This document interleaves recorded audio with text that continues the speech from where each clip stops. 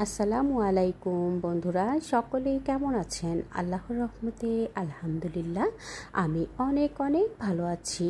বন্ধুরা, আজ আমি ভীষণ মজাদার লোভনীয় স্বাদের একটা আচার তৈরি করে আপনাদের সাথে শেয়ার করব। আশা করছি আজকের এই আচারটা আপনাদের কাছে ভালো লাগবে। বন্ধুরা, আজ আমি তৈরি করে দেখাবো কাঁচা আমের খোসাসহ টকঝাল মিষ্টি আচার। খোসাসহ টকঝাল এই মিষ্টি আচারটা খুব সহজ পদ্ধতিতে তৈরি করব এবং সারা বছর কিভাবে এই আচারটা আমি সংরক্ষণ করি সেই পদ্ধতি সহ সম্পূর্ণ রেসিপিটা আজ আপনাদের সাথে শেয়ার করব। আশা করছি সঙ্গেই থাকবেন এবং সুন্দর সুন্দর কমেন্টস করে সাপোর্ট করবেন। বন্ধুরা, চলুন খুব সহজ পদ্ধতিতে আজ আমি এই আমের আচারটা তৈরি করব। এখানে আমি আম নিয়েছি 3 কেজির মতো। আপনারা আপনাদের প্রয়োজন অনুযায়ী বাড়িয়ে কমিয়ে নিয়ে নেবেন। যেহেতু আমি খোসাসহ আমটা দিয়ে আচার তৈরি করব, খোসাসহ অবস্থায় কিন্তু আমি খুব ভালো করে কষলে আমটাকে ধুয়ে নেব। খুব ভালোভাবে আমটাকে খোসাসহ কষলে ধুয়ে নিয়ে আমি আমার পছন্দ অনুযায়ী সাইজ দিয়ে আমগুলোকে কেটে টুকরো করে নেব। বন্ধুরা, আমি এরকম সাইজ করে আমগুলোকে কেটে নিয়েছি খোসা সহকারে। এখন আমি আমগুলোকে একটু ছুরি দিয়ে কেচে নেব। বন্ধুরা, আমি এভাবে করে কেটে নিচ্ছি। আপনারা আপনাদের পছন্দ মতো যে কোনো সাইজ করেই কিন্তু আমগুলোকে কেটে নিতে পারেন একই প্রসেসে। বন্ধুরা, এখন আমি আমের খোসাগুলোকে এইভাবে করে একটা ছুরি দিয়ে একটু কেচে দেব। এতে করে আমরা যখন আচারটা তৈরি করব তখন আচারের ভেতরে খুব সুন্দরভাবে মশলাগুলো ঢুকে যাবে আর আচারটা খেতেও কিন্তু ভীষণ টেস্টি হবে। তো বন্ধুরা, এখন আমি সরিষাটা ভিজিয়ে নেব। তো আমি এখানে 2 রকমের সরিষা ব্যবহার করব, হলুদ সরিষা এবং কালো সরিষা, দুইটাই আমি ব্যবহার করব।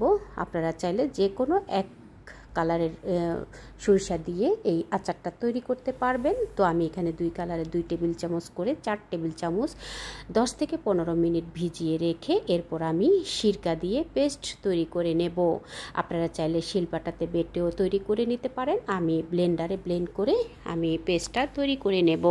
দেখুন, এই ফাঁকে কিন্তু আমার আমের সবগুলো খোসা এভাবে করে কেচে নেওয়া হয়ে গেছে। এভাবে করে সবগুলো আমের খোসা সহ যদি আমরা কেচে নিই তাহলে এই আচারটা খেতে অনেক বেশি টেস্টি হবে। তো বন্ধুরা, এখন আমি আমগুলোকে একটু হালকাভাবে একটু ভাপিয়ে নেব। তো আমি পর্যাপ্ত পরিমাণে পানি দিয়ে দিলাম প্যানে, দিয়ে সামান্য কিছুটা লবণ দিয়ে দিলাম আর কিছুটা হলুদের গুঁড়া দিয়ে দিলাম। বন্ধুরা, হলুদের গুঁড়াটা অপশনাল, আপনারা চাইলে দিতে পারেন, না চাইলে স্কিপ করতে পারেন। পানিটা যখন পুরোপুরি এরকম বয়েল হয়ে যাবে, ফুটে উঠবে, ঠিক সে সময় আমি কেটে রাখা আমগুলোকে দিয়ে 2-3 মিনিট রেখে এরপর আমি আমগুলোকে একটা স্ট্রেনারে ছেঁকে নেব। আমগুলো যাতে সেদ্ধ না হয়ে যায় সেই দিকে কিন্তু খেয়াল রাখতে হবে। জাস্ট একটু আমি আমগুলোকে, আমের যে খোসা সহ আচারটা তৈরি করছি, যাতে খোসার উপরের সাইডে বা ভিতর থেকে কষগুলো বেরিয়ে আসে, সেই কারণে আমি একটু গরম পানিতে ভাপিয়ে নিয়েছি। বন্ধুরা, দেখুন আমি 2-3 মিনিট রেখে এরপরে কিন্তু আমি আমগুলোকে নামিয়ে একটা স্ট্রেনারে এভাবে করে 10 থেকে 15 মিনিট রেখে দেব। এতে করে আমের থেকে অতিরিক্ত পানি থাকলে সেই পানিগুলো কিন্তু বেরিয়ে যাবে। এরপর আমি একটা ছড়ানো প্লেটে বা একটা ছড়ানো ট্রেতে আমি আমগুলোকে ছড়িয়ে ফ্যানের বাতাসে 2-3 ঘন্টা রেখে দেব। আপনাদের যদি রোদের ব্যবস্থা থাকে তাহলে আপনারা কিন্তু রোদে দিয়েও আমগুলোকে শুকিয়ে নিতে পারেন। যেহেতু আমি রোদে শুকানোর ঝামেলা ছাড়া আজকের এই আমগুলো আচারটা তৈরি করব, যার কারণে আমি ফ্যানের বাতাসেই কিন্তু কিছুক্ষণ এরকম ছড়ানো একটা ট্রেতে আমগুলোকে ছড়িয়ে রেখে দেব। এতে করে ফ্যানের বাতাসে আমগুলো থেকে পানি থাকলে সেগুলো সুন্দরভাবে বাষ্প হয়ে যাবে এবং সুন্দরভাবে শুকিয়ে যাবে আমগুলো।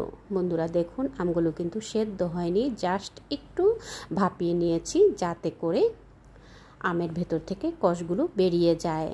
এখন আমি, আর আপনারা চাইলে হলুদটা স্কিপ করতে পারেন, হলুদটা দিলে কিন্তু দেখতে বেশ ভালো একটা কালার আসে। তো আমি এভাবে করে 2-3 ঘন্টা ফ্যানের বাতাসে রেখে দিয়েছিলাম। দেখুন বন্ধুরা, সুন্দরভাবেই কিন্তু আমার আমগুলো থেকে পানিটা শুকিয়ে গেছে। এখন আমি আচারটা তৈরি করে নেব।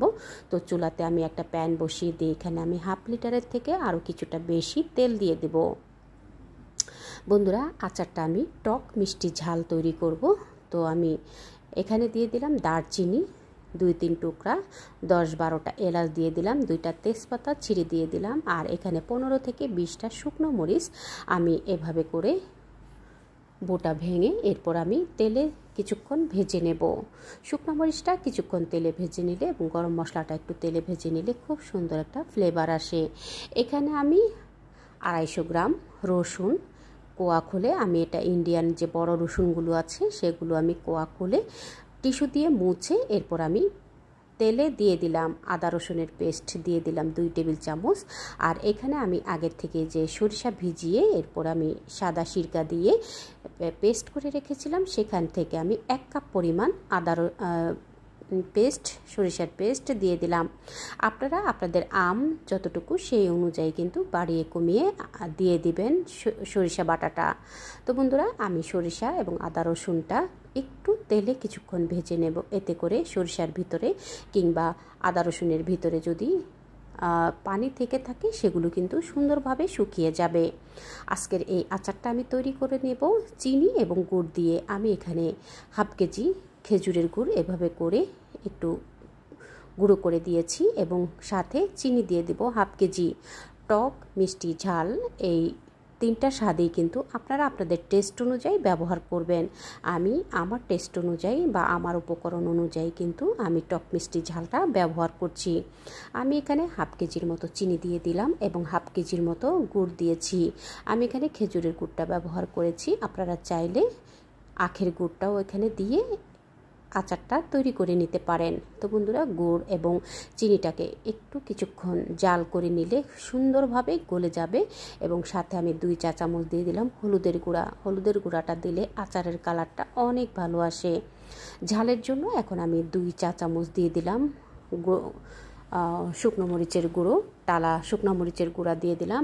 আমার এটা হোমমেড শুকনো মরিচের গুঁড়া, আপনারা চাইলে বাজারের কেনা শুকনো মরিচের গুঁড়াটাও এখানে ব্যবহার করতে পারেন। তো বন্ধুরা, দিয়ে সবগুলো মশলা দেওয়ার পরে এরপর আমি কিছুক্ষণ কষিয়ে নিয়ে এরপর আমি আমগুলো দিয়ে দেব। দেখুন বন্ধুরা, আমের গায়ে কিন্তু কোনো রকমের পানি লেগে নেই। আমগুলো সুন্দরভাবে ফ্যানের বাতাসে 2-3 ঘন্টা রাখার পরেই সুন্দরভাবে শুকিয়ে গেছে। এখন আমি হাই হিটে করে জাল করে নেব। বন্ধুরা, হাই হিটে কিছুক্ষণ জাল করে নিলেই কিন্তু আমের থেকে পানি বেরিয়ে যাবে। সেই অবস্থায় কিন্তু আমগুলোকে একটু সুন্দরভাবে কষিয়ে নেব।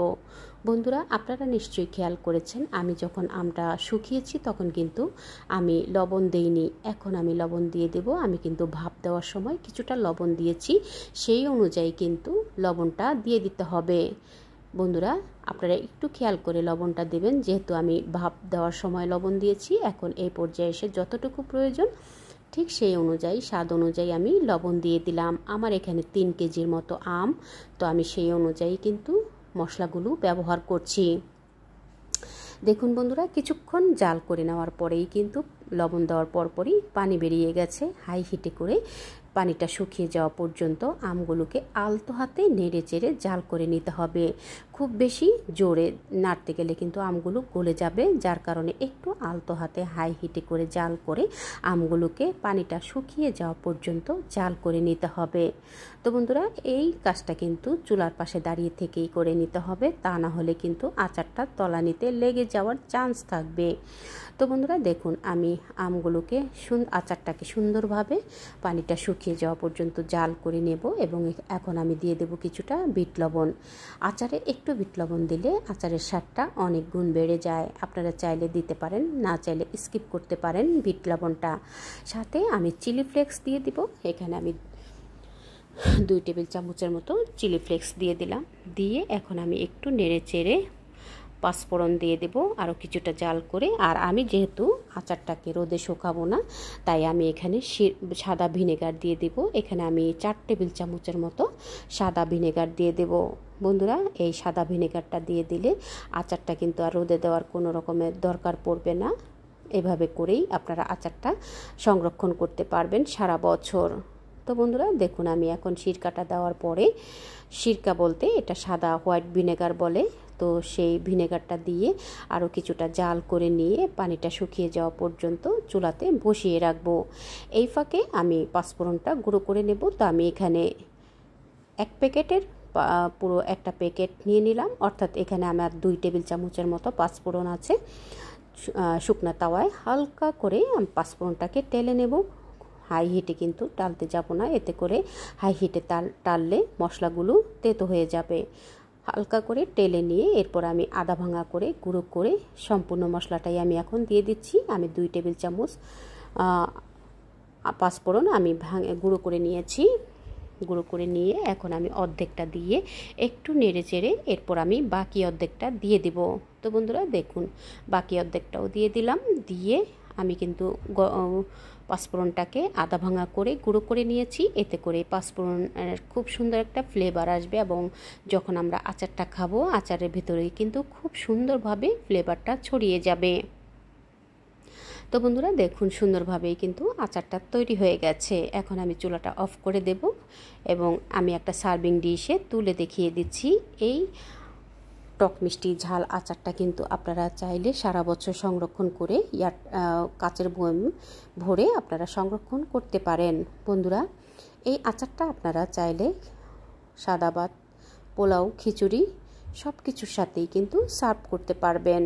তো বন্ধুরা দেখুন কত সুন্দরভাবে তৈরি হয়ে গেল আমার কাঁচা আমের খোসা সহ টক মিষ্টি ঝাল আচার। বন্ধুরা, এই আচারটা কিন্তু আপনারা অবশ্যই তেলে ডুবিয়ে রাখবেন, এতে করে আচারটা অনেক দিন পর্যন্ত ভালো থাকবে আর ফাঙ্গাস পড়ার কিন্তু চান্স থাকবে না। তো বন্ধুরা দেখলেন তো কত সহজে ঝটপট করে তৈরি হয়ে গেল আমার কাঁচা আমের খোসা সহ টক মিষ্টি ঝাল আচার। এই আচারটা কিন্তু আমি আর রোদে দেব না। এই আচারটা এভাবে করে কাচের বয়মে ভরে আমি সারা বছরের জন্যই সংরক্ষণ করব। তো বন্ধুরা, যখন আমরা আচারটা খাবো তখন কিন্তু অবশ্যই চামচটা মুছে নিয়ে এরপর আমরা আচারটা খাবো। তো এভাবে করে আপনারাও তৈরি করতে পারেন, প্রিয়জনকে এরকম মজার মজার রেসিপি তৈরি করে উপহার দিতে পারেন। বন্ধুরা, আমার এই আচারের রেসিপিটা আপনাদের কাছে কেমন লাগলো কমেন্টস করে জানাবেন। আপনাদের লাইকস এবং কমেন্টস আমার নতুন নতুন রেসিপি তৈরি করতে অনেক উৎসাহ দেয়। দেখা হবে পরবর্তী রেসিপিতে। আল্লাহ হাফেজ।